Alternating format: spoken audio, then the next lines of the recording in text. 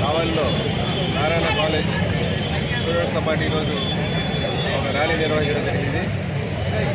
కావలిలో ఉన్నటువంటి అందరికీ తెలియజేయడం అనమాట, దయచేసి ఎవరు కూడా డ్రగ్స్ వాళ్ళకి వెళ్ళొద్దు, డ్రగ్స్ చేయొద్దు.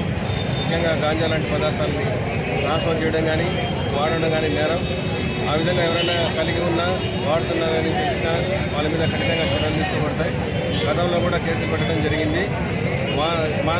ఇప్పటికైనా మానుకోకపోతే కఠినమైన చర్యలు తీసుకోవాల్సిందిగా మేమందరికీ కూడా మా సిబ్బందికి ఆదేశించాము. అదేవిధంగా సపరేట్గా ఒక టీంని దీనిపై ఏర్పాటు చేయడం జరిగింది. ఎక్కడైనా వాడుతున్నా సరే వాళ్ళందరూ కూడా తీసుకొచ్చి వాళ్ళ మీద కేసులు పెట్టడం, వాళ్ళకి కౌన్సిలింగ్ చేయడం, రిహాబిలిటేషన్ సెంటర్కి పంపడం కూడా వాళ్ళకి జరుగుతుంది.